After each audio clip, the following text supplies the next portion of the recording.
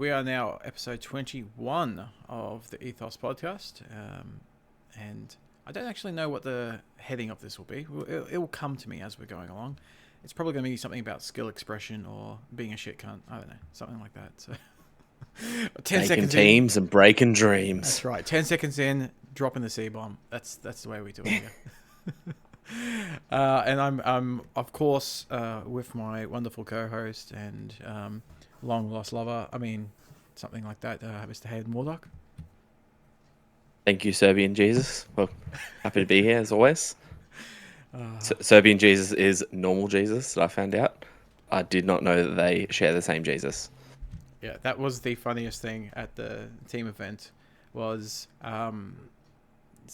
Duck going, so you know that Jesus fella, do you have the same Jesus as our Jesus? Yes, Duck. Oh, because you grew your hair out. I'm like, you look like Serbian Jesus. And you're like, there is no Serbian Jesus, Duck. It's just normal Jesus. I was like, still, you look like Serbian Jesus. I love it. All right, what have you been up to? On the personal front, I've returned to work after almost 6 months off work, which is a bit of a culture shock. It sucks. But other than that, on the 40k side, been sitting here just drooling over some Tau, just thinking all the things I'm going to do with some Kroot Rampager cavalry. And painting a pink Be'lakor, which is oddly satisfying, but also a bit nerve-wracking, because pink flesh tones are a bit weird to paint. And then I also destroyed my Artist Opus size 2 brush today. Whoops. So I had to buy a new one. It is thoroughly ruined. So yeah, don't ever accident. Well, I went to rinse it out in what I thought was water, but it was actually like white spirits. And I was like, oh shit.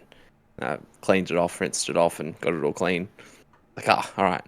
Back to my wash, and then I put it straight in an oil paint. It's like, oh no, this thing's broken. This thing's done. It's gonna go in the bin now. So handy hint: do not put your expensive Belinsky brushes in oil paints. Just or white spirits. Hot take for the day, or white spirits, or up your butt, like in whichever order you like. There's a reason Simon's painting looks like shit, because his brushes have been in his bum, apparently. Yes. So look, that's been my week. I have one player's choice once. No, twice actually. Twice in my life. That's a good effort, I think. One doesn't count because it was awarded by a female with augmented hits. Right. What about the other one? That doesn't count. I don't remember the other one. You weren't there. No.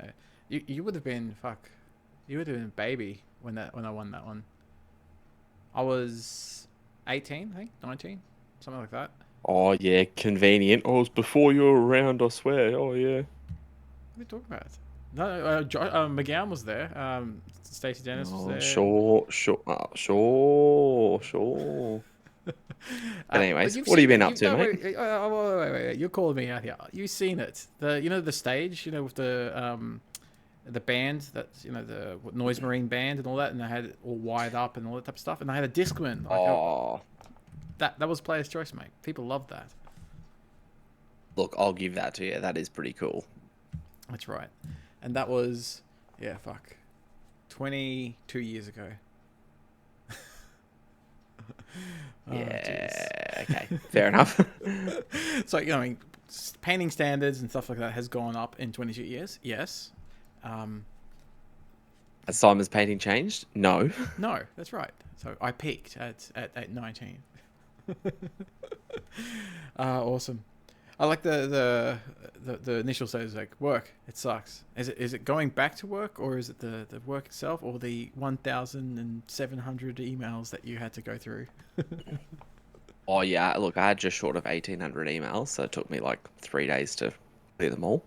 But no, like just going back to work when you've had 6 months where I was basically just doing my own thing all day, going to doctor's appointments, painting, and now I'm back at work.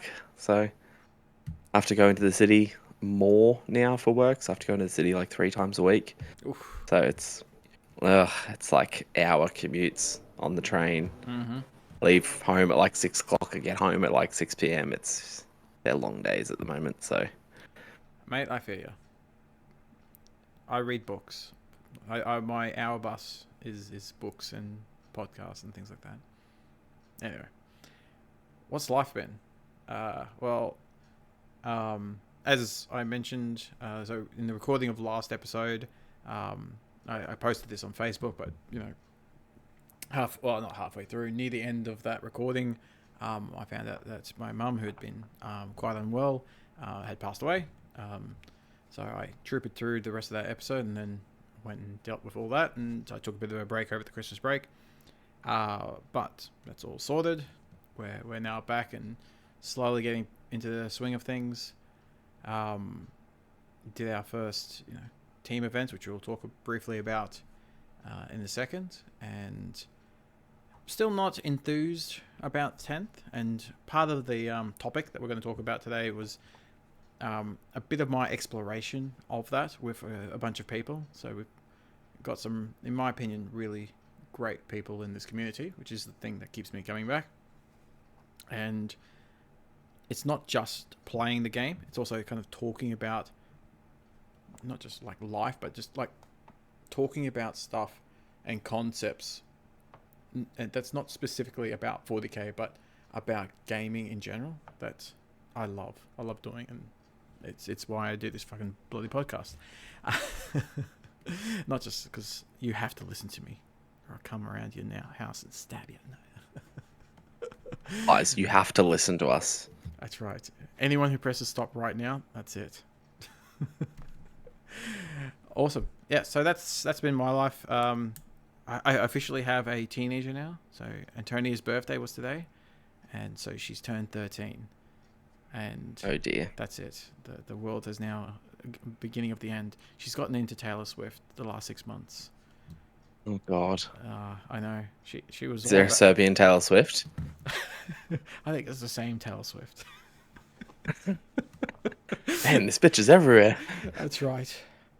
And then Novak Djokovic, of course, he didn't win the tennis. Not that I follow him that much, but he's Serbian, and I have to kind of, you have to follow the Serbian people. This is apparently what all my relatives say. So, anyway, look, that's enough rambling.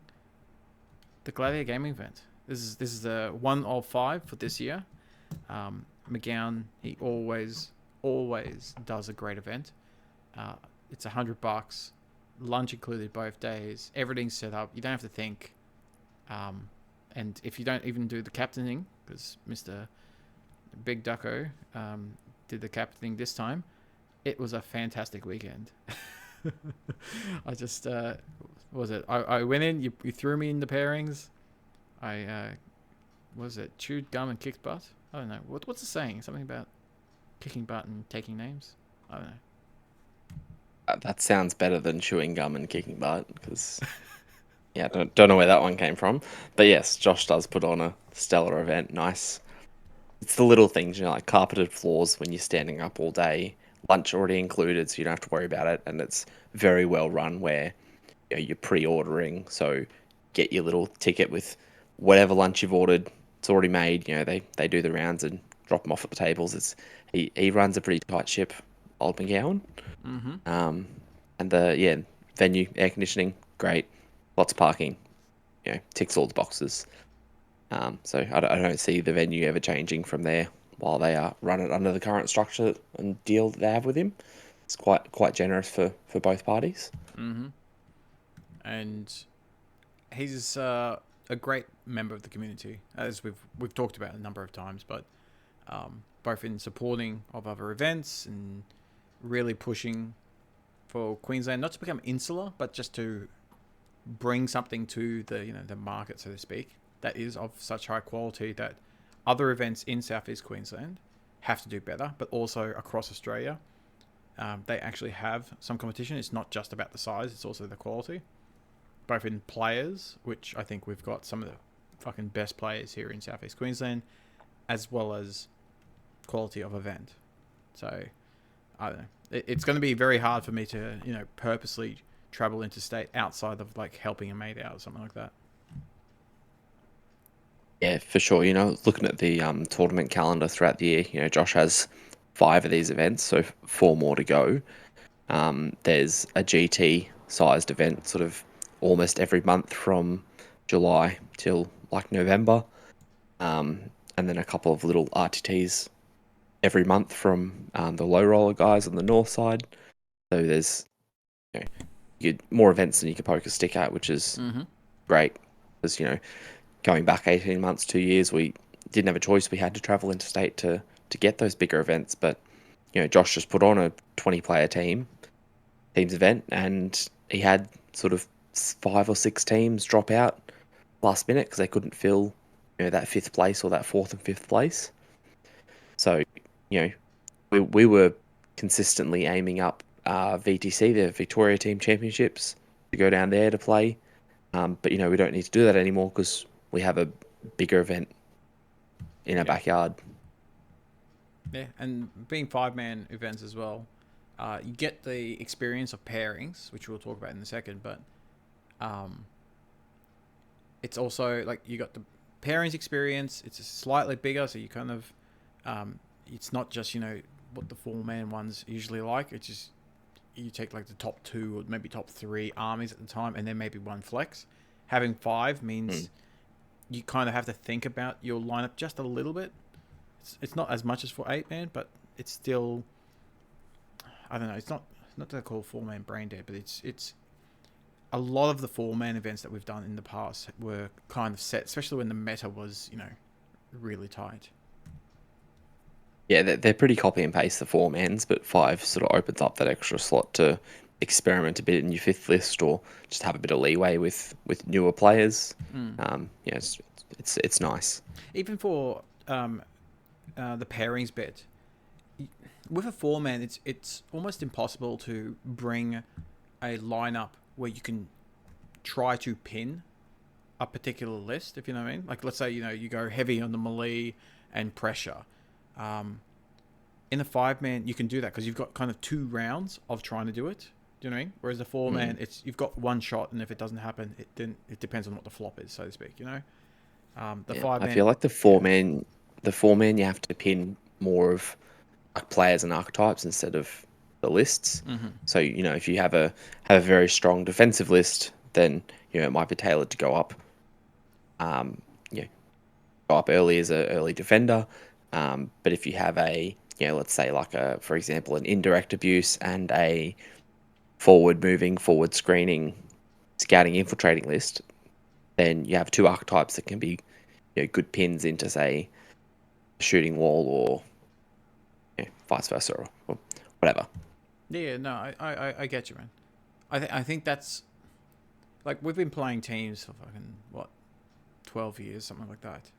Me ages. That, but I think 5-man. I still think 8-man's the best, but that's like premium events and getting consistent 8-mans. I think that should be our vision and our goal, but it's going to be tough. If we're going to go less than 8-man, I haven't done enough 6-man. I've done a couple of 6-man, but I haven't done it enough to know exactly if there's a big difference between the 6 and 5. But now that we've done enough 5 to 4s, like I've done more 4s than 5s, but we've done a couple of years now of 5s. I think 5s is now the minimum. Like realistically, if you want to actually practice competitive team events, I think you have to do 5s. Yeah, and I think you get more players as 5-mans. Obviously, if you put 20 teams in a 5, you get more than 20 teams at 4 ahead. But I think we have the numbers and the capacity in the scene to have 5s, possibly even 6s if we start to get some like interstate attraction. Because really, this event we played on the weekend had like no interstaters. Yeah, it was pretty much all Queensland boys. Yeah, well, the last GG event that had some interstate guys come up. And Yeah, they came up and filled the teams, but like they're not filling full teams of like Chad Mech, or they're not filling full teams of like Victorian teams and whatnot. They were sort of slotting in. yeah. Because what's it? The WA boys, their kind of premier team event is 6-man, isn't it? Yeah, they do WATC, Yeah. Western Australia Team Championship, which I So, think was 6 mans last year. yeah, I think they've been doing it because I talked to Basque a while back. I'm pretty sure they've been doing 6-mans for a couple of years now. I wonder what was their trigger to make that switch. Or was it they just getting enough and they said, we're gonna like I might have to ask him about that because I'm interested to I think it know. might have been a Yeah. numbers push for him. Yeah. I'm just interested to know, like, just from I'm thinking bigger picture here, right? So, we're, as I call, let's say, we're old and ugly enough to not just think about ourselves, right? So, like you, me, and there's probably like 15 other people in the community right now. Well, probably more, but within South East Queensland that don't just think about their own standing in terms of playing as a player. They think about, how do we usher in the next generation of, sick cunts that can beat all the the South Australian people. Not South Australia specifically, but just literally anyone south of Brisbane. Um, and I know I've talked to, we've had lots of heart-to-heart chats at Eric's house over the years about this. And I would be encouraging any TO, like any TO that listens to this, but specifically, everyone that's not in South East Queensland, stop listening for a second. From a competitive point of view, I think any TO running a team event here to really putting aside the monetary stuff, like the what's it called? I was going to say capitalism. No, the fuck. What is it? Like the financial gain. Yeah. Put aside like the finances and stuff like that, right? For a second, if you are even slightly interested in advancing how competitive and the skill level, so to speak, and the practicing for big team events like ATC or WTC, right? I think you have to do 5. That's kind of what I was saying before. I wasn't talking about the commercial. That's the C word. So I'm not talking about the commercial aspect. The commercial aspect, maybe 4-man teams are still better. I'm talking about from a competitive, how do we keep on kicking everyone else's butts, all right? I think we need to do 5-man because it helps you practice. Like, what's great in a 4-man team, like maybe like World Eaters and Melee Tyranids, for example. In a 4-man team, absolutely trash because it can get it doesn't. It's only got one chance to pin. If it doesn't, then it kind of just lands in the flop as whatever. But maybe in the 5-man team, you've got 2 chances to pin, and so you can actually use it in the way it's going to be used. Like say, like in an 8-player game, right? So you get better data, you get more experience in actually as like the captain to actually in terms of pairings, in terms of results and shit like that, right? So from a non-commercial point of view, I don't know exactly that. You have to talk to McGowan, etc. But from a competitive point of view, I think 5-man's minimum. Just because of what works in a 4-man wouldn't necessarily work in an 8-man, but what works in a 5-man might work in an 8-man. So it gives you some better data. What I'm interested in is there much difference between 5 and 6-man, but also 6 and 8-man? Because if the 6-man gives even better data, even more of a competitive thing, and like maybe we, as players, as competitive players, we push a little bit for that, and we support the TOs that do that, so they take a commercial risk, but they get more support from the community because we're getting better games, we're getting better competition, etc. in the 6-man. But maybe there's not that much of a difference between 6 and 5, and so we're okay with doing the 5, and then it still remains commercially viable, something like that. You know what I mean? Like that's the kind of, I don't know enough, and this is a call out to anyone who's even done any thinking with that, or maybe you guys can explore it yourself. But I would be really keen to know because I think that's a slight competitive advantage that we could be doing here, because we focus a lot in team events here in South East Queensland. Could we support the TOs that also then gives us more, it's like that competitive advantage, so to speak. Yeah, look, it'd be interesting to see if 6 teams did yield any different data, but yeah, I think the closer you get to 8s, then obviously the closer you're getting to like an ATC style event.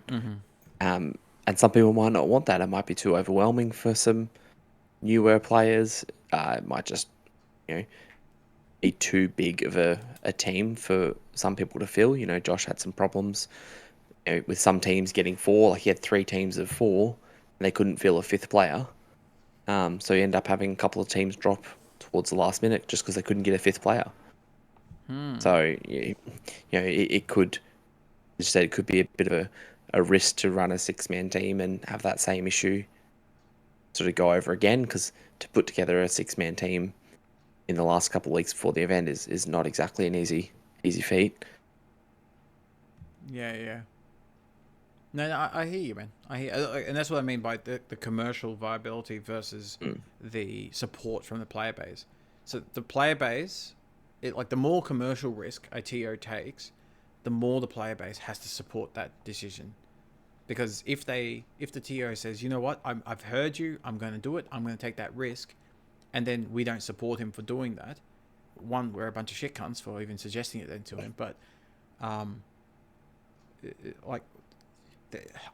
wouldn't expect a TO to take on that commercial risk without the support of and it's not just the support of the community. It's like the community, in my mind, would only be giving that support if we had actual data. Like if you just want to have a fun weekend with your mates, 4-man, sure, whatever. Like 4 or 5, it doesn't make a difference to most people. They don't really care. They just want to do a little bit of the teams. Maybe they've only played singles or doubles or something like that. The teams is a bit something new, and they go along. I'm putting that to a side. That's the kind of garage hammer type thinking. I'm thinking, right, I'm thinking Australia, right? I have been for fucking 12 years. It's like, if we're thinking in Australia and we're making whoever goes and represents Australia the most gun they can be, and if we in Southeast Queensland can lead that, and I think we should, and we have to step up to that. Like, man, we've won this thing, the ATC, was it 6 times in the last 7 years or something like that, or 7 times? If we don't step up, if we don't lead the way, or at least be part of that leadership direction, then we're abdicating our responsibilities. You know what I mean? Like we're I don't know. I have a lot of passion, not just for this, but just if you want to be the leader, and then when it is your time to lead, you take a step back. I don't know. It's a very shit cunt thing to do. Like, it just seems weak, and that's kind of what I'm talking about here. It's all right. South East Queensland meant to be super competitive. We've shown that we can be, and that we feed into the Australian team heavily, especially when we do well. Right? That's the background. So how can we, as the South East Queensland community, and it's all of Queensland, but I'm just saying South East Queensland because I'm being realistic about where the most support is for the player base. And South East Queensland goes from all the way down to the Gold Coast, all the way up to the Sunshine Coast and to Toowoomba, right? And there's tons of teams and tons of players there. We need to, in essence, show the way and say, you know what? We think there is a competitive advantage for the competitive mindset of players to actually go to 6-player, and we're going to show that and back our TOs who do that. Again, I don't have the data on this, so I can't push for it, but I'm suggesting maybe this is just, I'm planting that seed. Maybe we put this, so maybe in 6 months or a year's time, we've actually tested this idea. We've thought it through, and we actually move that to the standard, because we've moved from 4-man to 5-man. Like, the standard right now is 5-man. Standard's 5-man. The baseline is 5-man. Yeah. And so now I, as a thought leader, or whatever the fuck you want to call, people like us, I want to say, can we see if there's a difference? What will give us that competitive edge between 5 and 6? Maybe it's 7. I don't know. I know we've talked about it over the years, but we haven't really dissected it, and then once we kind of work that out, is there a way then we can start influencing the TOs that we've got the kind of ear of, and can we as a community then show them that support and support them when they take that the commercial risk. Anyway, look, I've babbled on a whole bunch about that, but that's kind of what I'm getting at, mate. You know, like we have to recognize the leadership that we have, of course. Yeah.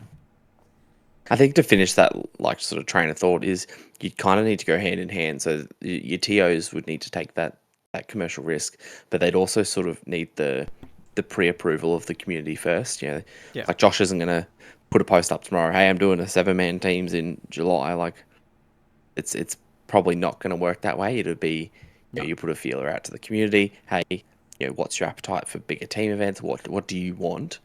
Because really, he's running events to appease the community, not to do his own thing, and that's how it should be.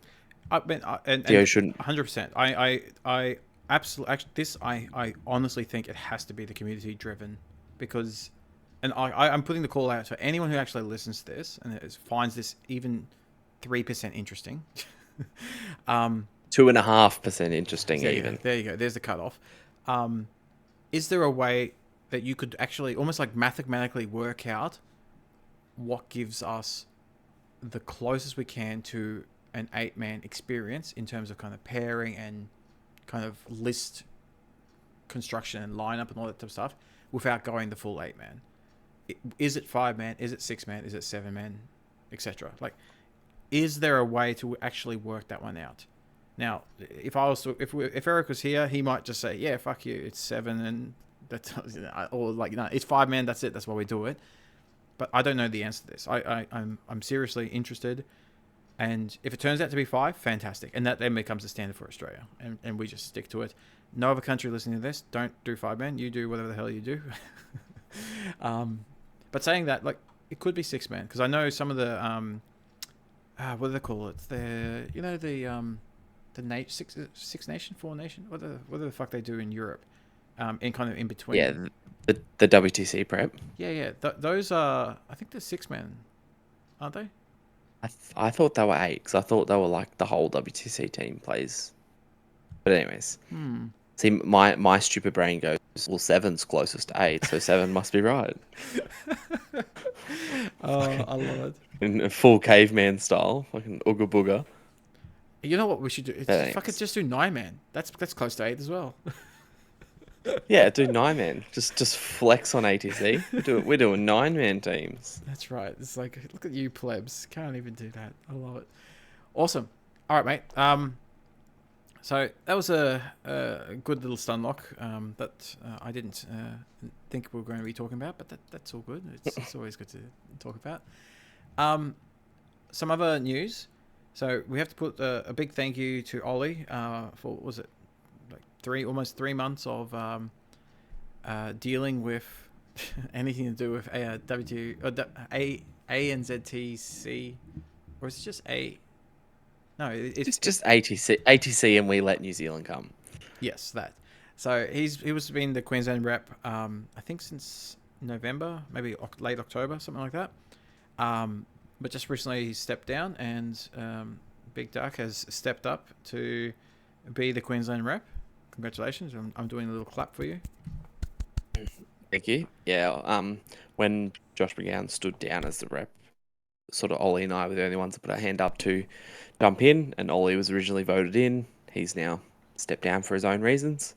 So he's passed the mantle on to me. But yeah, thanks to Olly for doing that job and, you know, running a successful Masters in December.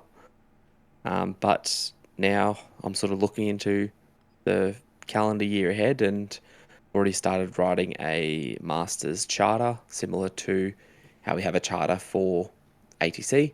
This is just going to be internally for us for how we run our Masters, just to give everyone a clear indication of, you know, what events are qualifying, how you get a ticket, and just some small conditions for TOs and players to, you know, validate their invite.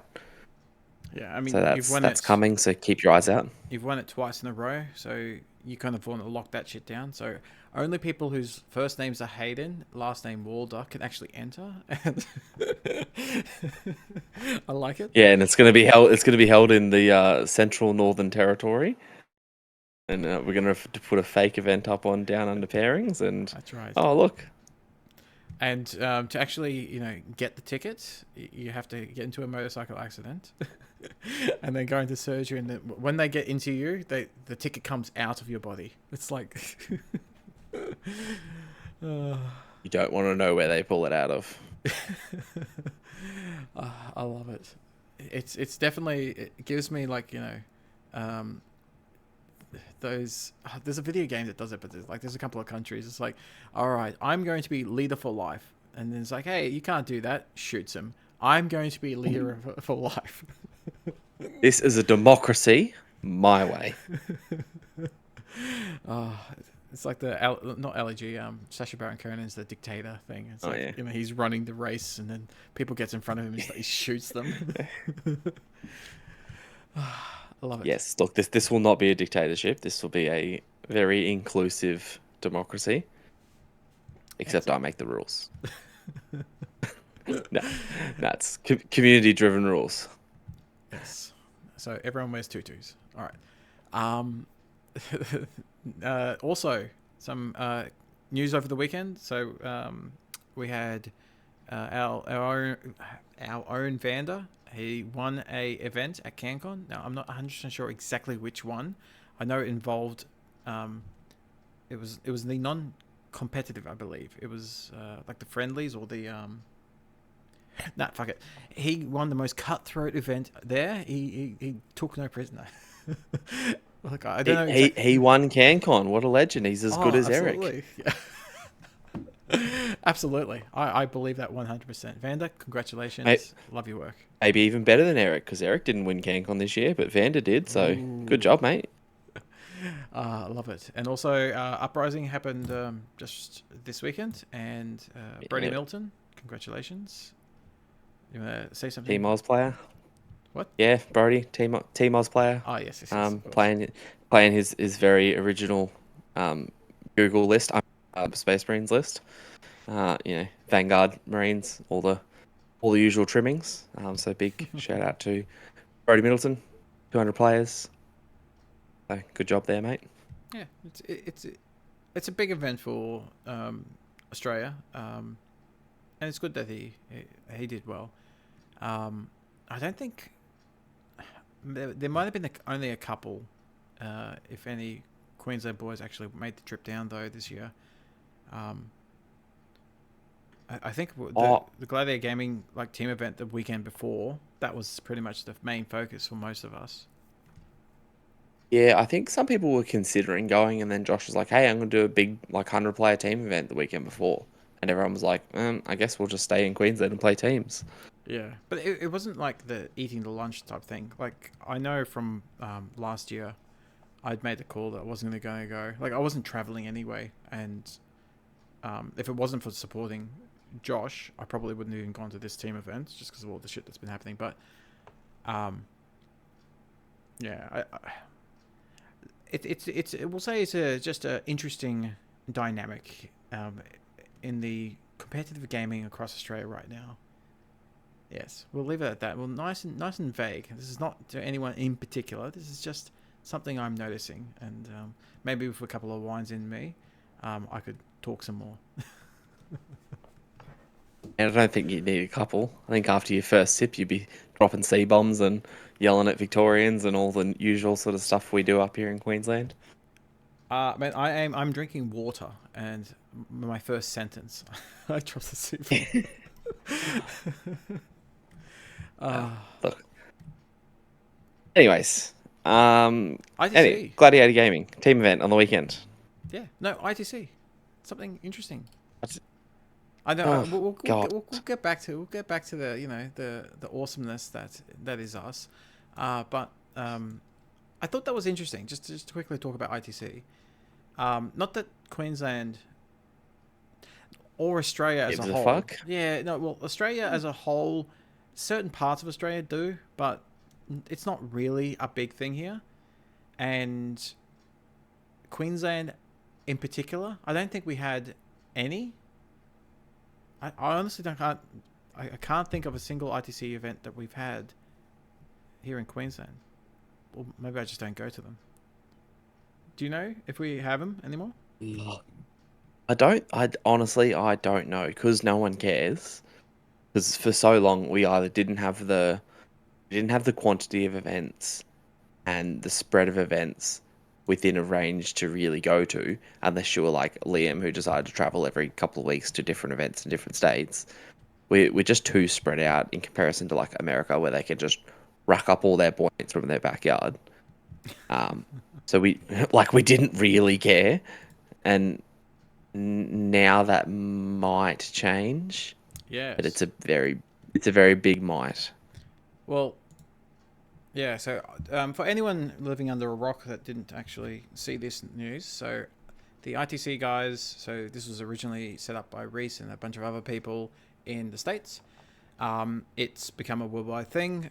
It's much bigger in the States and Europe, but some parts of Europe as well. Like I know, I think it's Poland. They don't play with ITC.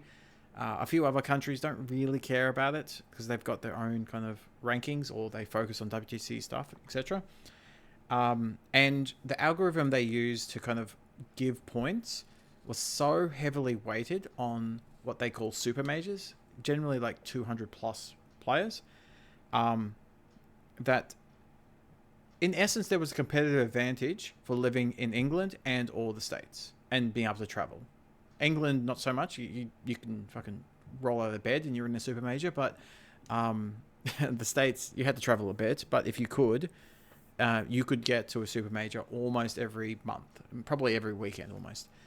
And there was a competitive advantage for that. If you can get a 200 player and you can get multiple of them, and you can win one or two of those, you're fucking top 20, 100%. And Or at least like if you're doing it with the same faction, you're going to lock down best in faction. Yeah.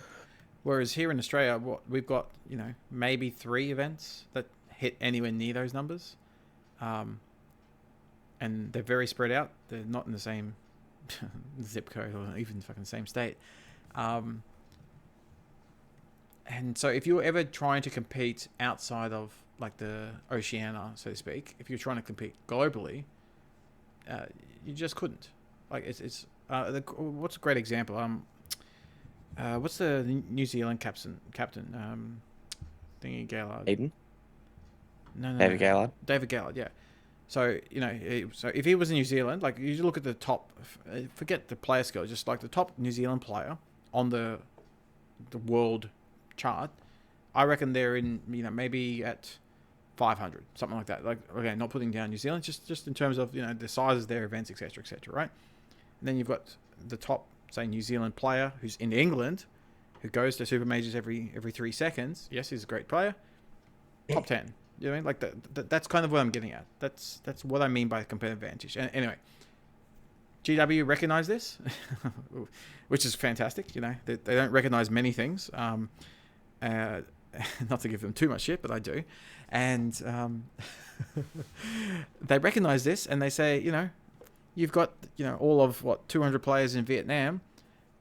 It's going to be a bit harder for them to chase ITC points and compete with the same, with 10,000 players in America or something like that. Yeah. And they're, at least what it seems to be, is they're actually going to not rig the algorithm, but just adjust the algorithm to take into account the player base that in that region, which is interesting. Like I've been talking about this for a couple of years, and the main thing from my babbling has been, unless it becomes region specific, global things like that, where the algorithm benefits, like competitive benefit of one area or one country over others, becomes less relevant, less impactful, if you know what I mean. Yeah, I mean, they walk a fine line when they do it, right? Because if you were very serious about trying to win the ITC, let's say for us here in Australia, I would travel to New Zealand and try to reap points out of their scene instead of ours because I'd get more points per win for doing it. Mm. And they're obviously very, very close and affordable to travel to, and all that good stuff. Like if I was tossing up between traveling to Victoria for a major or traveling to New Zealand for a major, but New Zealand gave me more points, I know exactly where I'm going. Yeah. No, I hear you, man. But think about like the Soccer World Cup, right? I've used this example in talks outside of podcasts before. The Soccer World Cup, if you go like Europe, right? They've got there's like 4 seats or 6 seats, something like that. And then in like Asia and Middle East and things like that, they've got not as many seats, but there's still I think it's 4 seats up for grabs or something like that, right? So while the competition is, we'll say, weaker or smaller as a player base, they still get to play at they still get to compete at the highest levels, if you know what I mean, in terms of rankings and that kind of final event, etc. And so it makes the World Cup still relevant for the whole world. That's kind of what I'm getting at. If one area is always going to be biased, it really incentivizes the other areas to ignore it and to just focus on their own areas and their own, like almost like competing ranking system. Yes, and there's also nothing. In the same context, there's nothing stopping someone from, like David Gaillard, who could get a bus from UK over to Netherlands and plan a GT over there and get 3 times as many points than he would for one in London. And, cost him like £50 to get there. It'll be interesting to see how they weight it. Yeah. Look, I all I'm saying is like I've never been against the idea of ITC. I've just, after the first year that we had it, I realized very quickly that it wasn't as relevant, and by I think the 3rd year, I'd completely ignored it. Like our team won it, like either Godhammer or Ethos, I think 3 years in a row or something like that. The last year, we literally won the whole thing as our team, and we got nothing for it. Like this is at Uprising, was it last year or the year before, something like that. And I just went, all right, cool. So there's no reward for the best team in the ITC in Oceania. Awesome. All right, so why do we even care about this thing? And there's one reward for the top player, and maybe a miniature and a recognition to say you're the best in faction or something like that. Whereas in LVO, like in America, it's like here's $5,000 or $10,000 cash. Enjoy. And then all on black. Yeah, like I don't know. It just becomes so little relevancy to me, and I'm interested because I like the concept. I'm not interested in how it was implemented or how relevant it is to us because of these problems that we talked about. All right, buddy. I want you to talk almost as much as I have, all about the event that we had that you captained in a very great way, in my opinion. Yeah, take us through, mate. Look, I don't think anyone can talk as much as you, but I'll give it a go. Gladiator Gaming 5-man teams. We had myself, Simon, Kevin Vidgen, James Keller, and Lockie Gordon playing on our team. We had Lockie fill in quite last, or not super last minute, but Rory dropped out sort of just before Christmas. Wasn't feeling it in the same sort of position as Simon. Not stoked about 10th, and can't blame him. The first couple of months where it's mostly index hammer and you got your first couple of codexes coming through, it's a bit stale, it's a bit boring. But I'd say give it 6 months and you'll probably be in a nice spot. We did pretty well. We went 3 wins, 2 losses. Our 2 round losses were two of the teams who were on the podiums. So half the ATC team plus Eric's team, which also has ATC players on it from previous years. So I'm very proud of how we did at the end of the day. We were playing last round for 3rd. and I found a new hatred for Angron. That guy can die in a big greasy dirt hole, come back to life, and then die in the same hole again because I hate that guy so much. Um, you know what? I don't think there was much room for improvement from our team. I think we did pretty well given the circumstances. You know, we had a relatively late FAQ drop that we didn't end up using. With minimal practice, we didn't have any practice together as a team. We sort of just did it all via Messenger, and sort of the guys sort of took a stab at their pairings on the sheet, which made it quite difficult to do some pairings because you sort of just have to go with what's on the sheet. And you do notice a bit of a skill, not gap, but you notice the people who've done it multiple times and they've got their pairings in, and the people that sort of just take a guess at it, because it shows at the end of the day. But not taking away from anyone, we did very well, and very proud of how we went. And I did mention it after the fact, but if I'd picked a different secondary, yes, that would have affected my my last round opponent, how he played. But if I picked a different secondary as my fix, I would have gotten 7 more points, which would have been 1 more break point up, to get us a draw in the last round, which meant we would have gotten 3rd, I believe. Yeah, so our 2 losses were 42 and 45 points, and 46 is your draw. Yeah, 46 is your draw. So yeah, we went down last round to Eric's team, 55 to 45. So yeah, Simon's secondary pick would have put us into the draw range.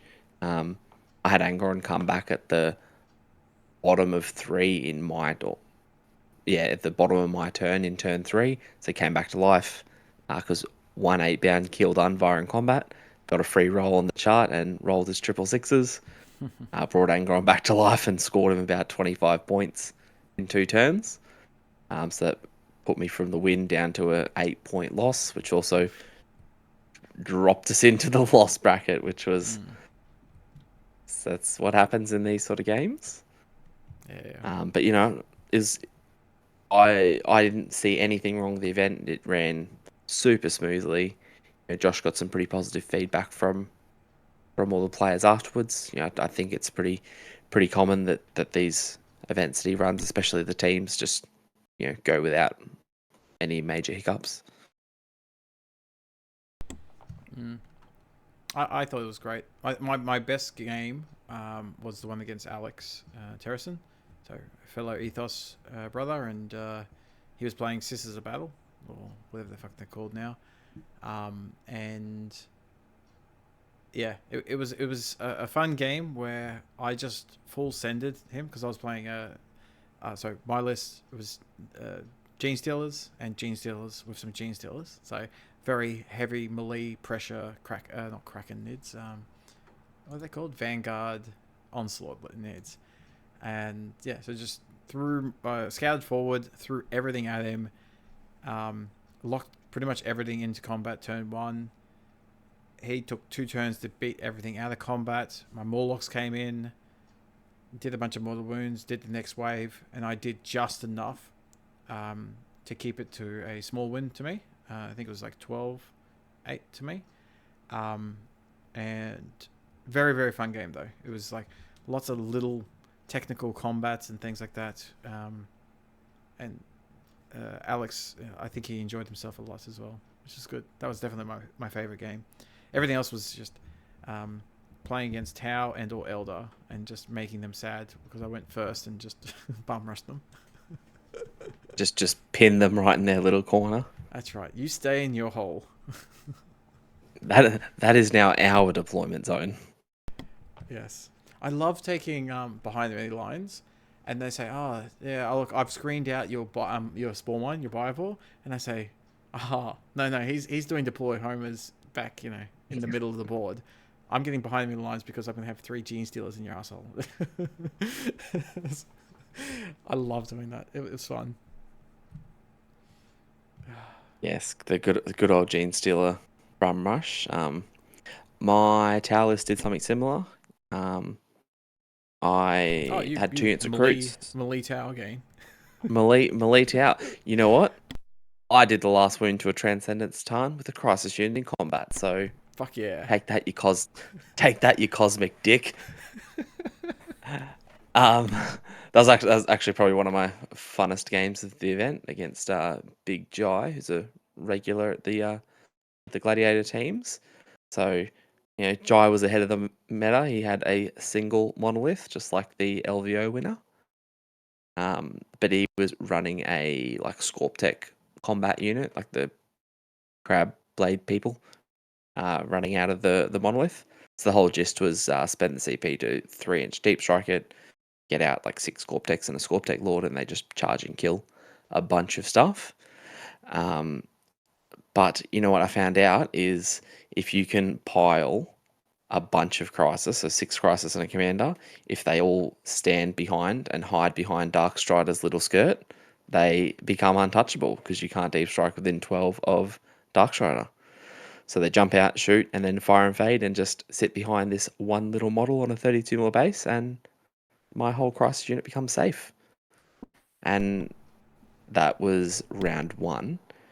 And I sort of recycled that tactic a few times throughout the event.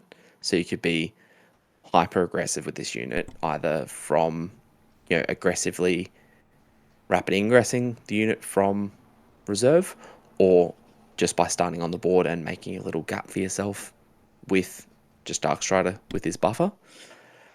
So that was interesting to see, the different applications that could be used and how it can, definitely give you a strong advantage early on in the game. And Kroot Faststalkers, if you're a tower player, just put the Faststalkers in your list because they are premium. They are 10 Kroot plus 2 Hounds that have Infiltrate and Stealth. So they make a 24-inch line, pretty much 9 inches away from your opponent's deployment zone. And if you go first, then they just block people in. If you go second, it doesn't matter because you've still sort of blocked people in. And you position them in the way where if someone wants to charge them or if they have to charge them to kill them, they're finishing their charge either not on objectives or in terrain where you can get easier line of sight to them. And they're very, very good at dragging people into spots that they don't want to be, and they just get shot and die. So good little takeaways for some future tower lists. Is this like a special unit, or what is it? Is this just a normal So recruit unit? Yeah, it's a normal Kroot unit. They're the Kroot kill team. So they're just in the indexes now. Probably the same as your Eldar, I don't know, Corsairs, or whatever the fuck they're called. That mob of idiots. They're probably in your index cards. But yeah, they're just fancy Kroot. They get precision and lethal, which is cool. So if you leave a little character in the wrong spot, they could hunk a character turn 1, which is pretty funny. Well, if you've got the Codex, is there like a Tyranid kill team that I can use if I've got the Codex? No. No.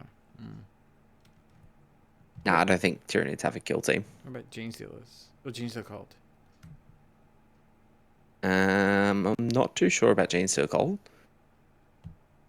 But like the Eldar Corsairs you can use. Yeah, I don't ever get fun things, don't worry. I love it. Awesome. Well, I mean, do you want to round out the rest of the team just briefly, and just anything else that you want to kind of talk about, just about our team or any of our opponents? I sort of liked Lockie Gordon's list on paper with all of the Dragoons, and then when I read their stats, and I was kind of like, they kind of hit like a wet blanket. Like these guys really need like an extra AP in combat. Because it was, when I was having a chat to him after some of his games, he was like, it's a bit of a grind trying to get them through some shit, especially if there's Marines with AOC or of that equivalent, or even just a 2-up armor. It's hard for them to chew through. So I think Admech and Skatari need a little bit of love in the data slate, and hopefully that'll be coming sometime this week. Yeah, Keller had a pretty standard sort of Necron list, a couple of wraiths, a couple of stuns, all the usual stuff. And Kevy had a Firestorm Marine list, just the usual suspects with your repulsors, ingressors, and all the good shit. Yeah. He had an overall reasonable weekend. He lost a couple of games, but he also won a couple in his very last round against the other Oh, Marine he did Nick Standing. he did unspeakable things to Nick Standing's Marine list, like. But you know what? He did it with a smile, and Nick gave me a lift there, and I was having a chat to him on the way home, and Nick still enjoyed the game, and that's what it's all about, I guess. Yeah. I did like the kind of spit in the face, kicking the balls as he was cabling him. Yeah, I love how brutal and vicious Kevin can get. He's such a nice guy, and then he sees a bit of blood. he's so nice. He's like a cartoon shark, and then he smells blood, and he's like a Shark Week shark. He's just ripping seals apart. I love it. It's like Nick Standing to be described as a seal, even once in his life. It's like a snap kick, yeah. Look, he probably will next time he sees me, so I'll get ready for that. Excellent. Alrighty. So look, this was a good intro. It's to the main event. I love it. 56 minutes in, and we're about to start the actual topic. You're welcome. That's by right. the way, mate. It wasn't as bad as or good. Sorry, as good as our last episode. Which, what was it? 15 minutes of nothing before we actually started talking about something. It was mint. I loved it. That's kind of how we do this. Absolutely. I love Sam, but I love some of the suggestions. Like, you can get rid of the dead silence and the other stuff, and it's like, no. That's how else do you think we're gonna get the added time and waste? It's building suspense for the shit we're about to talk. That's right. This is in no way a formal sort of podcast. You will not gain any relevant information from listening to us. You will just have a good time. Absolutely. All right, now, so saying that, you might have a 3.7% increase in your brain cells now after this topic. And the idea is one I talked to a bunch of people about, and because I enjoyed the conversation so much, I said maybe other people would be interested in this concept. And so, Duck, you haven't heard this one yet, and I want you to kind of try and poke holes into it, or just sit there being entertained. And the idea is, again, not for the case specific, this is a kind of gaming in general, but the idea of skill expression, especially for people who want to, in essence, dedicate their life or a big portion of their life to a game itself. Right? So it could be literally any game you want. It could be WoW, it could be Counter-Strike, it could be poker, it could be chess. RuneScape. Literally anything, right? And so what do I mean by skill expression? So this is the kind of idea. I say skill expression, right? So as you become more and more skilled at something, and this is almost in life, when you kind of peak as like, if you're good at something, you're good. How do you then demonstrate that you, from good to great, and then great to absolutely fantastic?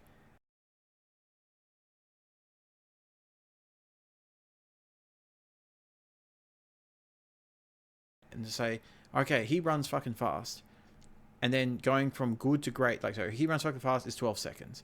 He runs very fast is 10 seconds. He is the fastest person on earth is 9 seconds. Like that. You can actually measure that, and you can see that, and that's the skill expression. Yeah. How do you demonstrate that in other games? And I know anyone listening to this who's played even 3 seconds of literally anything in their life understand this concept, especially if you want to start mastering it, or if you're dedicating hundreds or thousands of hours into a game. And so I split up skill expression into one of two things. I call it on the table and off the table. So that's using the 40k vernacular. In computer games, it could be like in game and out of the game, in essence, right?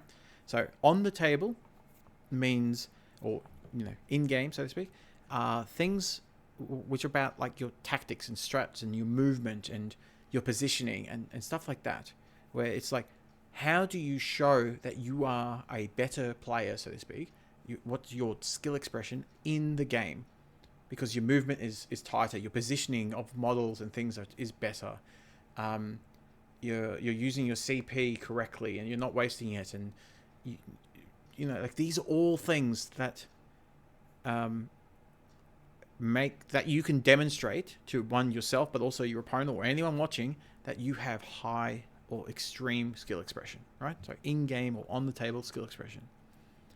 Off the table, or out of the game, is, I'll call it spreadsheeting, right? So math hammering, doing research, reading up, thinking, creating lists, all that type of stuff, right? This is the off the table skill expression. Yeah, so that's off the table, and it's not a unique thing for 40k. This kind of on the table, off the table, right? As I said, there's every game has this. Even chess does. Like on the table is you playing a game of chess, and you use the amount of work that you've done off the table, studying other games, studying openings, and all that type of stuff to improve how you're doing on the table, right? But every single game, every single skill in your life, even, just digging a hole. If you know how to dig holes better and you've done some research about hole digging, you're probably going to be a bit better than just some big ape who's really strong and just starts hacking away at the floor. The idea, though, is to get the balance, in my opinion, right, but to get that balance of on the table and off the table skill expression, or the ability to have that skill expression balanced right for the people who want to play at the highest level. Okay? And where you tweak that kind of lever, in essence, depends on the game and the people that are attracted to that game. Like that's the type of game that you have and who's interested in that game. I'll give some specific examples of what the fuck I'm talking about here. So a game like, and I'll go extreme here. So there's a game called Path of Exile, possibly heard of it, where 9 times out of 10, the game itself is an off-the-table game, where you're spending most of your life, in essence, building and researching different combos for your... So I don't know if you've heard of Path of Exile. It's like Diablo 3 or Diablo 4. Have you heard of it? Never heard of it, no. Cool. Well, it's like an ARPG. You got a character, you're running about, you've got a skill tree, you've got different type of equipment, etc. Have you've played Diablo? Like Diablo 2 or 3 or something like that? I've actually never played any of the Diablo games. Really? Have you seen Never. someone play it? Do you understand what the concept is? No, because my video games is like exclusively COD. I'm a COD bro. Oh dear! Like I didn't hear much, and I was like, he's lost. Sorry, I've lost him. All right, so an ARPG is like you've got what about World of Warcraft or something like that? Like I know you're playing COD, but do you understand or you've seen someone play Yes, that? I understand the concept. Haven't played it myself. Perfect. Okay, awesome. So in say Diablo, World of Warcraft, PoE, so Path of Exile, or any of these type of games, you've got a character, right? It has different equipment. You do have different skills, and you can have different combination of equipment and skills, etc., to beat the game quicker, in essence, or you can go higher and higher in terms of levels, in the sense of doing more and more challenges. And so the game itself is about optimizing your character to do things as quick as possible. It's like an efficiency simulator, in essence. All right? And to certain players, including myself, this is the best. It's you're literally doing a visual execution of your spreadsheet. Do you understand? So you create your character, like you've got like a skill tree that you'll kind of play around with. You'll get the perfect, gems or runes or shit into your equipment, and you'll get the perfect setup where you hit play, and you can have in your mind, it's like an AI, but it is you kind of playing it. But it runs through your spreadsheet in essence, right? So the game itself is just doing a map or doing. I gotta stop hitting my mic, just smacking it about. Yeah, you're just kind of running through, and it's like, all right, I built the perfect X, execute, and then 5 minutes of actually playing it, you've killed everything on the screen, and then you go, can I make this 4.5 minutes, right? So that's these are games. What I'm saying is the off the table component of the game is like 80% of the game itself. The on the table, like your positioning in Path of Exile or even Diablo 4, is almost minuscule. Like, exactly how you do shit and where you do it. Like, you can make it so it's important. Like, in World of Warcraft right now, there's like the hardcore challenge where if you die, that's it. You've lost your character forever in like hundreds of hours. That's an example of where people have put more and more challenges, in essence, to have on the table, your actual positioning and shit like that mean more rather than just execute your spreadsheet. You understand? So it's I'm with you. Yeah. So what I'm getting at is people are hungry for this kind of skill expression from your actual positioning and your actual knowledge and play style. But most games, especially these type of games, are spreadsheet generated. Like they're literally just play my spreadsheet. And lots of people like that. Like they do. There's like Factorium and other type of games that they're literally that. It's literally, how do I make this factory run as efficient as possible? And yes, there is some kind of skill expression in the game, but that's minimal. It's just you inventing something and creating it and then hitting play, in essence. And 40K has been more, sometimes more, sometimes less on this kind of off the table, math hammery, research, skill expression. Examples of that has been, I would say 10th. 10th has some of this. It's not as skill expressive because there's no tweaking of war gear or points and shit like that.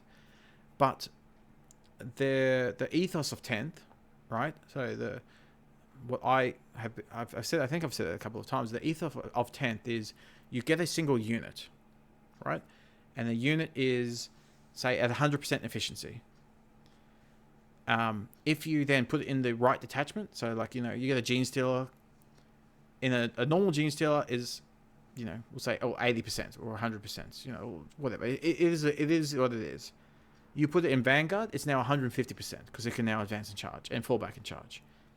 If you then attach a Broodlord to it, it's now 300% equivalent. Or we'll say it's 200%. It's doubled how awesome it is because it's got a character which gives it devastating wounds, etc., etc. Right? And that's the ethos of 10th.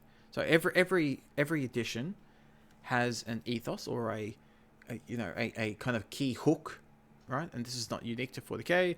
Hearthstone, every season it's got a new keyword that they're trying to introduce.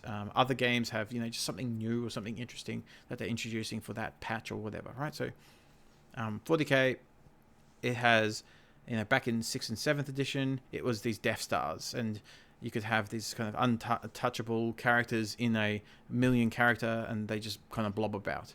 9th. Good times. Yeah, 9th was the Yunari craziness. Not 9th, sorry, 8th was the Yunari craziness. 9th, best edition to date still, and I'll die on that hill for at least until they bring 11th Ed, which is better.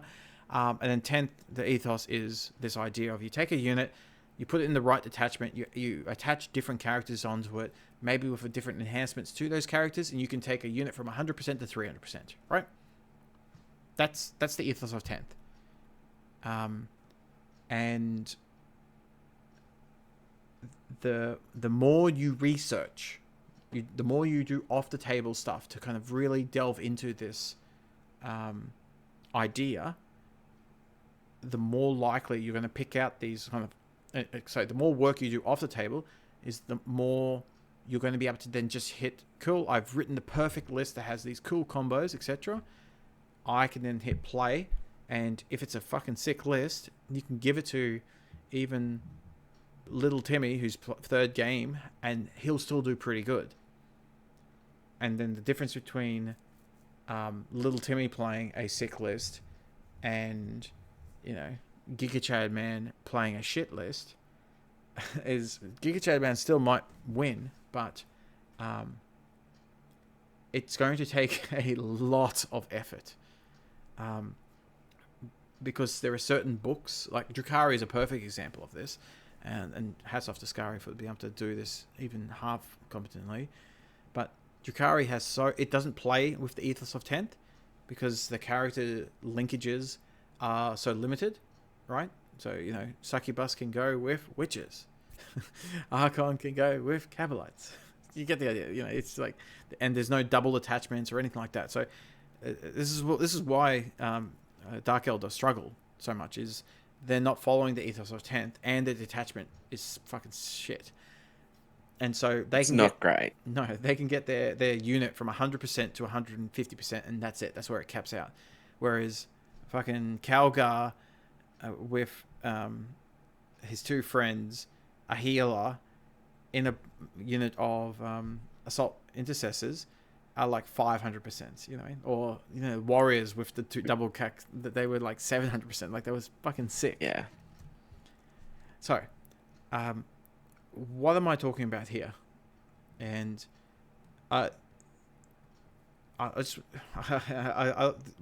you've probably heard this, and I know you're used to it, but just for anyone listening here, I like going off little tangents, and I kind of try and bring it back to the branch. So I've got the solid branch, right? The solid branch, the trunk of the tree is this idea of skill expression. And then if you're dedicating a big part of your life, how do you show that skill expression compared to others, right? That's the concept here. I'm now going off on another little branch just to kind of just talk about ethos of a game or of an edition. Another thing I want to quickly talk about, so the ethos of 9th and why I think it was one of the best ones, is you had, and it got progressively worse as the editions got, because there was more and more books, but you had about 50% skill expression off the table, because you had to kind of, you could find cool tactics, and you could kind of shave off points here to get a small unit of something there, because that was something that you needed, right? So there was skill expression off the table, because there was list building was still an important thing, but the on the table, like movement and tricks you could do with combat and charges and shit like that, was the best in any edition I've played, and I've played since 2nd. And you know, if a game, if 9th Ed was, say, skill expression off the table, like books, 50%, skill expression on the table was like 70-80%. Like, you could put so much of your skill on the actual table, and you could actually outplay someone. Even if you had just even armies, you could actually show, and people could watch you outplaying somebody. It was actually visible. And I still haven't found that in 10th. I haven't been able to see that. And my concern is that if the ethos of 10th is not on the actual skill expression in-game, because I think that the in-game skill expression has lowered. So from 70-80%, it's gone down to about 50. And that's because of, you know, the combat changes, the melee changes, there's the other kind of movement, and I don't know, we've talked about it over a number of different podcasts, but I think the skill expression in game has lowered, and what's the word, simplified but not simple. Yeah, sure.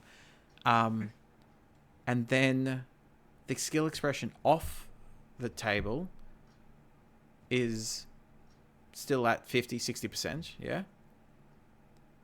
Yeah. But the tweaks, my worry is that the game itself is harder to tweak to get the skill expression back into the game, right? So the core rules, in essence, is setting or capping the skill expression a person can have. And I'm talking about like top players who want to dedicate 1,000 hours into this, or plus. They can't really do it in game, or not as effectively, or it's capped in essence, right? So it can be solved. And so what they do then is it moves more to spreadsheets and finding sick combos and stuff like that. And then you get, and not necessarily holding anything particular against players like him, but someone like Manny who has, who can study the books, find the sick combos, and then dump a bunch of money to get the army the next day and play it at a tournament and always be ahead of the curve. Do you know what I mean?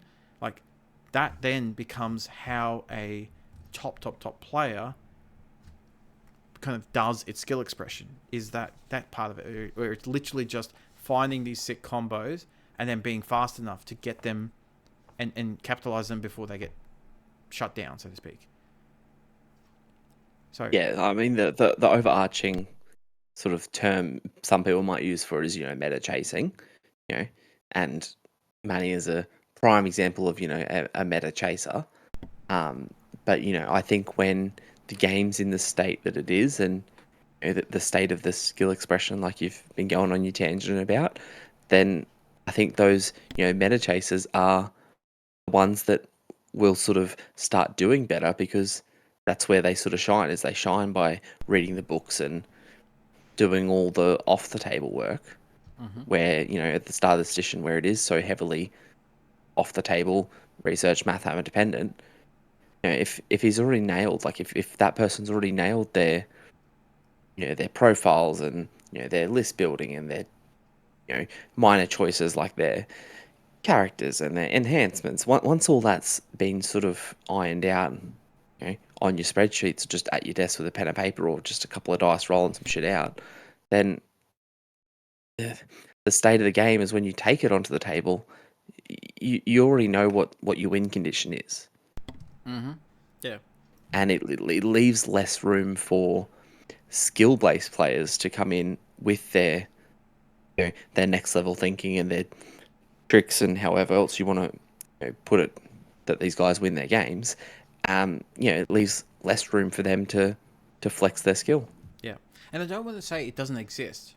Like, again, I'm still, anytime I do watch him, like Eric, when I watch Eric or other players like that, like Liam, for example, he's just ignored 10th and just say, you know what, fuck you, I'm running triple monoliths. I'm playing 9th there again. Because they just, oh yeah, look, I've got a toe in the terrain, I can see through it. Perfect. Oh, what's this? Characters and big units? No, that's for pussies. I don't need any of that. So like that, I love armies like that. I think it's a sick army, but also it's like, you know what? I don't want to play 10th anymore. I'm going to play 9th in 10th. It's like, I'm going to play 9.5. Yeah, exactly. And that's kind of what I'm getting at. My worry is exactly what you were saying just at the end. My big worry is the game itself. I find it hard without some extremely big balls from the game designers. And I've got an idea that I'll talk about. But the game itself, I don't think can become, I don't want to say harder, but just more able to have that skillful expression on the table. It's about as capped as you can be, unless you're almost like counting cards and just literally just seeing what secondaries people have and working out how to block that. Like that's where the game's gotten to. It's almost like off the table research to help you on the table decision making, etc. Right? So the on the table stuff is about as capped as it can be, with some exceptions. Off the table is more and more important, and I'm worried that will become the most important part of it, and where a lot of the talk is about tweaking that, shutting down fucking broken combos and, making the game too vanilla, I will say. And so right now, I think the kind of breakdown is 40% skill expression on the table, 60% off the table. Yeah. If they simplify it even more and they kind of get rid of these kind of crazy combos, it becomes like 40%, 40%, and a much more simple game, and then it becomes solved. And that's my worry. Like that, the game itself becomes solved and then boring. And I'm not saying that that's where it is right now. I'm not trying to be doomsday, but I'm just worried that it does become that. And then the people who want to dedicate hundreds of hours into this game, that's it. It stops. And games like that, I've played games like that where the meta stops moving because it's been solved in essence, and it dies from a super competitive point of view. Not from a fun point of view. It's always going to be fun, but from a where someone's going to dedicate hundreds or thousands of hours onto it. If it's solved, that's it. And that's what I'm worried about until like it happens to the next edition.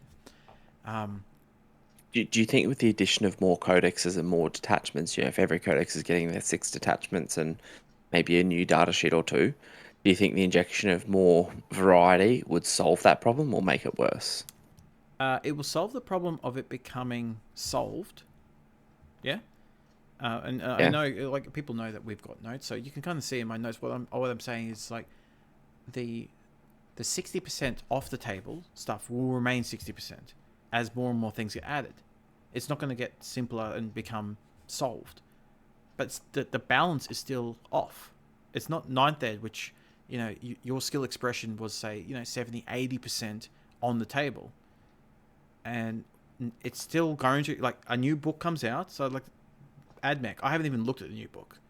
I kind of know, like, I've watched a battle report, I've seen Art of War, etc., go through it, etc., but I haven't done the homework on AdMech as an so the more off the table homework you do, those people are going to be better, and then getting exposure in essence just through practice games and stuff like that will help. But your knowledge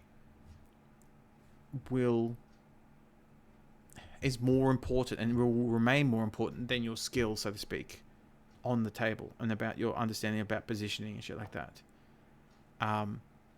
So the balance is going to remain 40-60 even when books happen. That's what I'm trying to get at. It's like the rule set itself is not going to increase the on the table skill expression, the current rule set. And I think that balance is wrong, personally. It's probably why I haven't been captured by 10th. Because I can't show in-game. And I think it should. This is my point. If I'm all for, like, I've played Path of X, I played Diablo, I played World of Warcraft, all of these games, I've played them in the past. I love Excel spreadsheets and then executing them visually. Like, I'm a huge efficiency advocate. But when I play 40k, especially in person, it's a different type of game. You're playing in person, and you want to be able to show on the table. You know what I'm saying? You're spending 2 hours there. You're not doing a 5-minute, portal run, where you've spent fucking 2 hours on the spreadsheet, and then you just burn through a thing in 5 minutes, and then say, oh yeah, that was pretty cool. Let me try it again, but let's tweak a bit. Like, the time frame is different. It's 2 hours off the table, 5 minutes in the table. In 40k, you're playing a game for 2 hours. So if the balance is the same, that means you're doing 6 hours of homework for that 2 hour game. And realistically, it should be, an hour of homework for the 2 hour game. You know what I mean? Like, it doesn't work 100% like that, but you get the idea. And I think the skill expression on the table for an in-person game should be higher. Or it should at least be higher than the homework that you do. And anyway, the idea I have of an example of a way to increase or at least decrease the kind of off the table homework and increase the on-table homework, or skill expression, so to speak, is change the character rule to something similar-ish to 9th Ed. And they've already done that with some units in 10th Ed. An example is Illumina Xeris, I think that's how you say his name, where he gets the lone operative rule if he's within 3 inches of another unit. Yeah? And yeah, same as Tech Marines and stuff. Yeah, exactly. And so you having to attach a specific character to a specific unit rather than just kind of be around and get a bonus. That is 9th Ed, right? But also it gets rid of 2 things. It gets rid of the discrepancy of books that don't align with the 10th Ed ethos, and I've got a couple of examples of that. And it also gets rid of new players who haven't done the fucking 10 hours of homework and just took a character and said, oh, this guy's pretty sick. I want to take him. Oh, what? I can only take him in this unit? All right, I guess I'll take him in that unit, etc. Right? And so, let's do the first one first. So, Tyranids, right? Or actually, all 6 of my factions that I play really don't follow the 10th ethos. Tyranids, you've got Hive Tyrant card. All right, cool. Broodlord, Gene Stealers. Yep, cool. And there's no double attachments or anything like that. Awesome.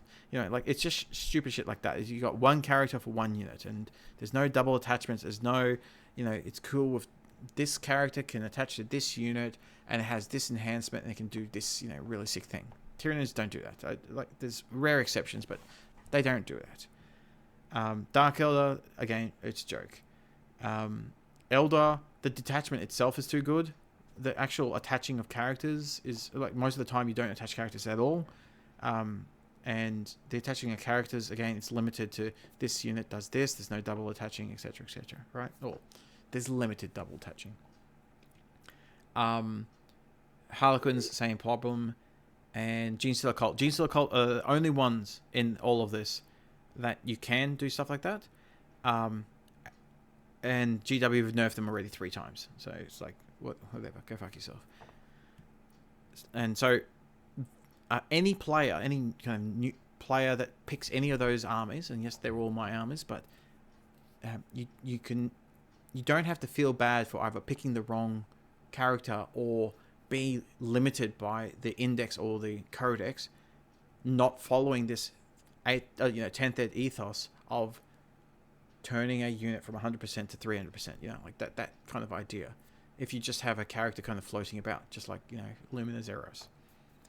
And then so in that scenario, just quickly, because we're on the topic of Luminor, let's say theoretically that when the data slate drops, whenever they decide to release it, let's say in there they change characters from, or specifically leader characters, where if they are not joined to a unit, they get blown up within 3 of a friendly unit, like Luminor. Do you think that would be bad for the game? And you'd be able to sort of spam and abuse. It means everyone can then spam and abuse lone ops. So I think that would probably be quite negative for the game. Well, I'll give my second example, and then we'll explore that a bit. This is why I wanted you to hear. I wanted you to poke holes into kind of my. So again, this is one of the branches. So what we're talking about here is just one of the branches, or one of the ideas to solve a branch, because the main trunk is someone dedicating big chunks of their time to show skill expression. Currently, the skill expression is less on the table and more off the table because you're just finding sick combos. My 2 problems is the finding sick combos for armies that can't find sick combos because they don't follow the ethos of 10th. The second problem I'm about to say right now is the people who like Little Timmy. So Little Timmy, or someone who's not spending a shit ton of time, or aren't just copying and pasting whatever's on Goonhammer. They pick, let's say, the wrong characters. They play Space Marines. There's like 47 characters, yeah? in Space Marines, where almost everyone can attach to anybody, and they pick the 2 worst characters to join to a unit of intercessors or something like that, right?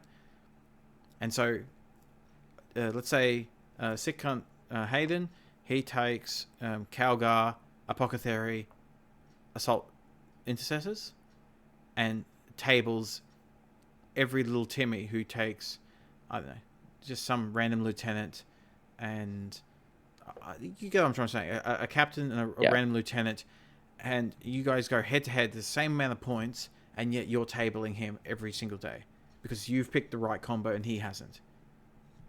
And that's kind of what I'm working at. It's like, you did the homework, you studied the book, you've worked at the combo, you've solved it. He picked the wrong things, he's attached the wrong things, and so he gets punished for it because he hasn't done off the table research. That's your skill expression. If you literally just line up in a table and charge at each other, there's no skill expression in that at all on the table. That's what I'm trying to get at. There's nothing on the table you're doing differently. You're just running at each other. No guns, no nothing, no positioning. Forget all that shit. It's just, you've done the homework off the table.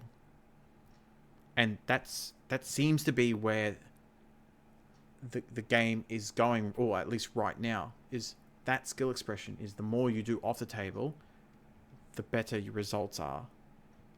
And maybe my idea isn't the actual solution. This is just an idea. It's all about the main thing about skill expression. So, if you had Calgar and he had a thing, they weren't attached, they were just nearby and they gave their buff, but they could be picked out as normal, etc. Maybe that is a better way of solving it. Maybe it's not. Maybe it actually has a problem like you just described. But that's just an idea to solve a branch of the main problem of the tree, which is the kind of the rate of skill expression is not on the table but off the table. Anyway, that's my rant. So let's go back to your question. Can you just explain it again? Yeah, so if every leader character got the same rule as like a Tech Marine, how they get loan op within 3 of a vehicle, or a Luminor, how he gets loan op within 3 of a friendly unit. So if every leader character got that, would it be negative for the game? You know, it might solve your problem of limited linkages and attaching to limited units, but it could also breed the next problem of everyone being able to abuse loan op, especially with say aggressive combat characters or aggressive shooting units and whatever it may be. Do you think it would be a negative impact for the game? But was that big of a problem in 9th? You could do the same thing, but you could actually position a unit 3.1 inches away from you. You had the Smash Captain at 3 inches away from you, and you could not target it. Loan op means at 12 inches you can target that character. So, was it a problem in 9th? Like what you're just describing, where you can abuse, I'm doing little bunny ears, abuse loan op. It was way more abusive in 9th ed than 10th ed, and I still don't think it was a big problem in 9th ed.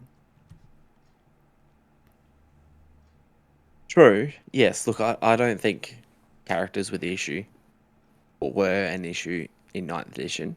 Yeah, and if you could target them when they're within 12, I think that's like it solves that problem. Like I like loan op as a solution to the 9th ed character kind of shenanigans that you could do, because it's like if you're within 12, you can still target them. Whereas back in 9th ed, the big problem was like you'd have a character who was right behind this wall and he was not visible, and then you had a unit in front. Like there was all those kind of really tricky stuff, which we loved because we played the game on the table enough that we could abuse the fuck out of that shit. But for new players who didn't, like, you get a little Timmy and say, sorry, little Timmy, you can't target my guy that's half an inch away from you because that guy's base to base to you. And it's like, sucks to suck. Yeah, that's what I'm trying to get at. It's like it was, we had a shit ton of skill expression on the table because we knew exactly how to get 100%, 150% efficiency out of our stuff just through positioning. That's been reduced in 10th, in my opinion. And so the lone op is in my mind actually an actual elegant way of solving the 9th ed problem, which is you can't target me if I'm outside of 12. But if you're inside of 12, you can target the fuck out of me if you want. It doesn't make a difference. And so the little Timmies, it's a bit nicer for those. But now the skill expression has moved from the positioning, perfectly to have you, little Timmy, pick the right combo. That's kind of what I'm getting at. Yes, I'm not a big fan of the limited joining, but I also understand why Games Workshop's done it. Simplified, but not simple. Yeah. yeah. I'm not saying I don't understand it as well, and I can kind of feel just through the airwaves what you're bringing to the table, but I just think that the easiest one is something like a Hive Tyrant, mate. Like, I don't see how it's negative for the game if a Hive Tyrant could, it already has, like, its aura, right? Its psychic aura gives advance and shoot to things around it. And then just instead of attaching it or having to attach it to a Tyrant Guard, if you just gave it, say, Lone Op, if it was within 3 inches of a Tyrant Guard, like in 9th ed, like literally give it its 9th ed rule, which is you can't target this thing unless it's within 3 inches of a Tyrant Guard unit. Yeah? That's pretty much a 1-to-1. It means then you can't Alpha Strike the absolute fuck out of it turn 1. And, some like in 9th ed, if you could actually kill the Tyrant Guard unit, then yeah, sure, go nuts on killing the Hive Tyrant. But now it's like, this is a whole attached unit, which means the Hive Tyrant, which is a toughness 10 or whatever it is, or the walking one's toughness 11, I think, right? And the toughness 8 Tyrant Guard. You know what I mean? And so you use the toughness 8 Tyrant Guard for the shots. You know what I mean? There's just so many fucking negatives to it. You just say, no, it's Lone Up while this unit's alive. But the Hive Tyrant gets a feel no pain.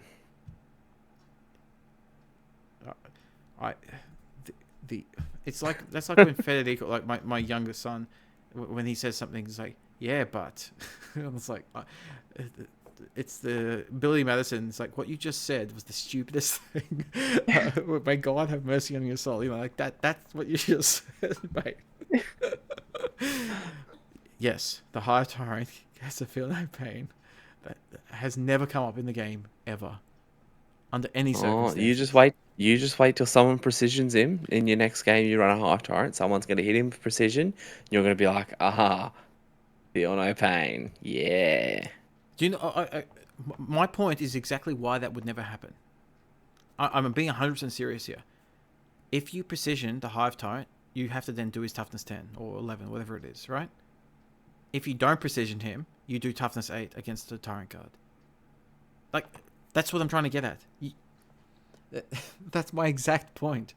The fucking Neuro Tyrant. This is a brand new model. I've got 3 of the cunts, and every single thing it can attach to outside of a Tyrant Guard has less toughness. Like, you can attach it to a Neuro Gaunt at toughness 3. You can one-shot the Neuro Tyrant with fucking bolters. Like, that's what I'm trying to get at. It's so fucking ridiculous. And if you just said, this guy's within 3 inches, you kill those dudes, now you can target him. Alright, like that. It's getting a bit more back to 9th. And it also means you can't just one-tap him from halfway across the board turn 1. Anyway, look, this again, I don't want to get too much. As a designer, I don't like just jumping to solutions. This was just an idea that was on that branch. It might not be the right one, and it might be like a red herring. It's like taking us further from the point, and the point being that skill expression, and it's moved from on the table to off the table. And I just gave a bunch of examples, and I used analogies across video games and things like that. And my worry, if we keep going down this road, is more and more books get dropped. It just keeps the percentage the wrong way, which is the game's still too simple to actually be able to do cool things on the table, and it's all about just keeping up with the rules, so to speak. It's probably why, like, after, I've done, 3 or 4 podcasts about 10th Ed and why me personally, I'm not that into it. It's probably, I think it's this. It's just, we came from edition of 9th where the skill expression was very high on the table. And yes, it was getting bloated by the end of it, and there was tons of kind of books you had to kind of keep up with. But because we were slowly doing it, it never got more than, in my opinion, like 50, 60%.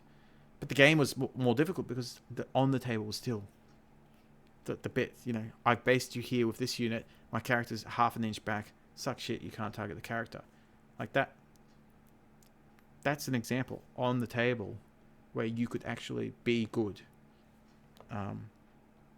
Now it's, you have to pile into my base to base everyone so I can target everybody. All right, cool. Yeah, and look, time will tell. As they fixed with dev wounds, which was horrible at the start of the edition, and now they've got some time to realize what it's done. There's obviously secondary tweaks that might need to be looked at off the back of it, like custodes, feeling a pain save essentially being irrelevant now. They might look at this for characters. Yeah. Or they might just give you the big middle finger, Simon, because they don't like you. Who knows? That's right. I would love if there was a Warhammer community thing. And it's like, and as a special fuck you to that special Serb Jesus down in Brisbane, Australia, where we're delaying Gene Stealer Cult until 2028. Oh, that would be fucking a meme. All right, mate. Look, thank you very much for sitting there very politely and letting me just rant all over you. Hopefully anyone out there has achieved that 3.7% of brain increase. This was in my opinion, fantastic conversation I had with a couple of people here in Brisbane that I wanted to share. And if you have anything that you want to contribute, please share it, comment, or just if you don't want to do it publicly, just chat with me whenever you want. I build a lot, like over the last almost 2 years now we've been doing this. We build a lot of kind of our thoughts and understanding through conversations. Like I'm sure you have it as well, mate, where people will come in and have an actual heart to heart, and we have it's going back to that leadership thing that we talked about like an hour ago. We have developed and earned, in essence, not just developed, we've earned and are kind of expected to show leadership to especially some of the new guys coming up. And if we're not talking about it, we just kind of flub around like a dead fish. Like we don't have to necessarily drive it, and we don't have to force people to listen to us, but if we can be part of kind of driving conversation to some of these more interesting topics about how we dedicate large portions of our life and our time, our spare time and our friendship time, etc., to something that we're doing, we might as well get the most out of it. This is my thoughts. Yeah. All right, mate. Wrap us up, please. All right. We've probably been going on for about 2 hours now. You're still with us. Thank you very much. Appreciate everyone who listens to us. If you like our content, please feel free to share with your communities, friends, or even people you hate. I'm sure they'd love to listen to Simon's rambling for 2 hours. But until next time, take it easy, roll some dice, call your mum. Bye. See you, mate. Thanks.